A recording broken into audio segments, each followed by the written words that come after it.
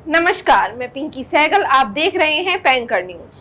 देश में इन दिनों मुर्गे की एक प्रजाति ने धूम मचा रखी है। हम बात कर रहे हैं कड़कनाथ की। कड़कनाथ वही मुर्गा है जो कभी मध्य प्रदेश के आदिवासी लोगों के द्वारा पाला जाता था, लेकिन बीते कुछ सालों से देश भर में इस मुर्गे की डिमांड बढ़ गई है। बता दें कि कड़कनाथ मुर्गे का पालन करके आप घर बैठे कम पूंजी में लाखों की कमाई कर सकते हैं। अब ये कमाई कैसे हो, इसके बारे में डिटेल्स में जानने के लिए हमने बात की दिल्ली में बने कलिगा एग्रो फार्म के ऑनर हृदेश कुमार से। तो चलिए आप भी देख लीजिए और जान लीजिए कड़कनाथ की फार्मिंग से जुड़ी कुछ खास बातें।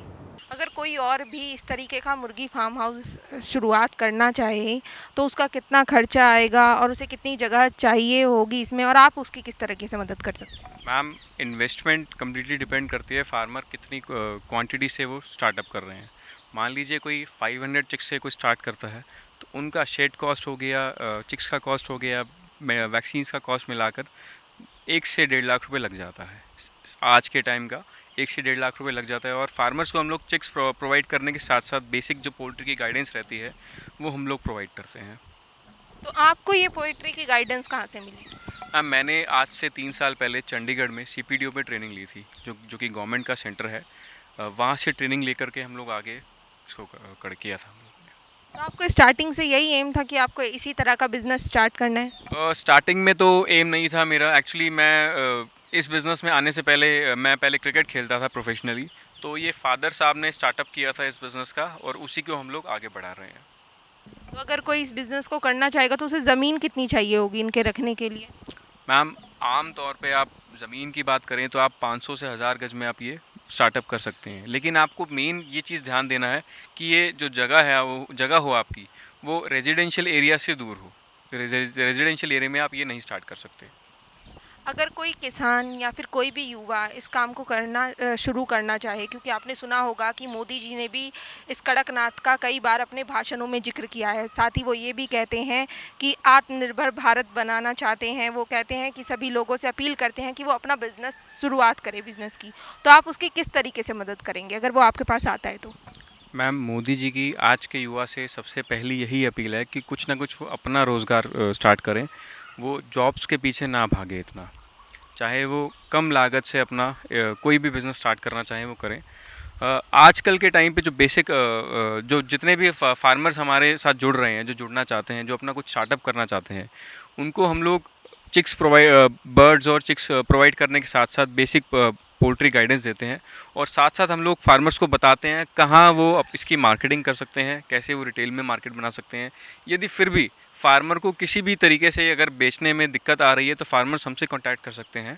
हम लोग क्या है, जो भी उस मार्केट रेट चल रहा होगा उस समय, चाहे वो चिक्स का हो गया, चाहे वो एग्स का हो गया, बर्ड्स का हो गया, वो हम लोग बाय बैक करते हैं फार्मर्स से। तो फार्मर्स को एक ये निश्चिंत रहते हैं फार्मर कि उनका ये माल कहाँ बिकेगा, तो वो हम लोग एक सोर्स हैं। तो आपने जैसे कि बताया कि आपने इसे पालने से पहले एक पढ़ाई की थी, तो वो जो फार्मर सब स्टार्ट करेंगे उनको भी इस पढ़ाई की ज़रूरत होगी? देखिए, हम लोग कोई भी फार्मर अगर स्टार्ट कर रहा है तो हम लोग सजेस्ट करते हैं कि आपको बेसिक पोल्ट्री ट्रेनिंग लेनी चाहिए। यदि फिर भी कई फार्मर्स जो नहीं स्टार्ट को जो नहीं जिनके पास टाइम है, वो नहीं किसी वजह से ले पाते हैं पोल्ट्री ट्रेनिंग, तो उनको बेसिक जानकारी हमारे थ्रू मिलती है। किस तरीके से इसका मैनेजमेंट रहता है, किस तरीके से इसका वैक्सीनेशन प्रोग्राम रहता है, किस तरीके से इसका सारा फीड प्रोग्राम रहता है, वो हम फार्मर को गाइड करते हैं टाइम टू टाइम। कोई इंसान 500 बर्ड्स के साथ जो है शुरुआत करता है इस बिज़नेस की, तो उसे पर बर्ड के लिए कितनी जगह चाहिए? वो कितनी जगह में एक बर्ड को रख सकेगा? मैम, कड़कनाथ जो ब्रीड है, इसको 2 स्क्वायर फीट पर बर्ड को जगह चाहिए होती है। 500 बर्ड्स के लिए आपको लगभग 40 बाय 25 की जगह बहुत है। इसमें आप अपना बेसिक जो है स्टार्टअप कर सकते हैं। 500 चिक्स से लेकर या फिर 500 बर्ड रखकर आप स्टार्ट कर सकते हैं। तो फिर एक किसान इसमें 500 मुर्गियों के साथ कितना कमा सकते हैं? उन्हें कितना फ़ायदा होगा इससे? मैम देखिए, फ़ायदे की हम बात करें, इनकम की हम बात करें, तो कम्प्लीटली डिपेंड करता है कि फार्मर काम किस तरह से कर रहे हैं। यदि मान लीजिए कोई फार्मर अपना चिक्स से स्टार्ट कर रहा है, 500 चिक्स से स्टार्ट कर रहे हैं, तो वो एक तरीका है वो इकट्ठा अपना लॉट तैयार करें और इकट्ठा सेल आउट कर दें। तो इसमें इनकम जो होती है वो कम होती है। और दूसरा तरीका है, यदि आप एक फार्मर अपना रिटेल में मार्केट बना रहे हैं, वो थोड़ा मेहनत वाला काम है, लेकिन वो लॉन्ग टर्म के लिए फार्मर को फ़ायदेमंद रहता है। तो वो भी एक तरीका है। अगर फार्मर अपनी रिटेल में मार्केट बना रहे हैं तो वो एक प्रॉफिटेबल बिजनेस माना जाता है। अगर कोई रखना चाहे 500 मुर्गियाँ तो वो इसमें कितना जो है वो कमाई कर सकता है, उसे कितना का मुनाफा होगा, उस बारे में कुछ बताइए। मैम, जहाँ तक कमाई की बात करें, कम्प्लीटली डिपेंड करता है फार्मर किस तरह से काम कर रहे हैं। मान लीजिए कोई फार्मर अगर रिटेल में मार्केट बना रहे हैं अपनी, तो 500 चिक्स पे आपको जो भी एग्स आप मार्केट में सेल कर रहे हैं, जो भी आपका बर्ड का एग्स आपको दे रहा है, वो आमतौर पे 20 से 25 रुपए का नॉर्मली एग बिक रहा है मार्केट में। अगर हम इसी के दूसरे मॉडल पे बात करें, तो आप इसके अलावा आप चिक्स प्रोड्यूस कर सकते हैं मार्केट में, जो कि इसका प्राइस रहता है 35 से लेकर 50 रुपीज़ तक का चिक्स का प्राइस रहता है, जो भी आगे फार्मर क्वांटिटी बाय कर रहे हैं। तो ये भी एक तरीका है। रिटेल में अगर आप मार्केट बना रहे हैं, वो भी आपके लिए थोड़ा बेनिफिशियल है। 500 एडल्ट बर्ड लेके आप आराम से मंथली 40 से 50 हज़ार रुपये आराम से कमा सकते हैं। तो इसके लिए गवर्नमेंट का कोई सपोर्ट मिलता है? देखिए, गवर्नमेंट का बिल्कुल सपोर्ट मिलता है। आप गवर्नमेंट से लोन ले सकते हैं। लोन पे सब्सिडी आपको 25 से 30% मिल जाती है।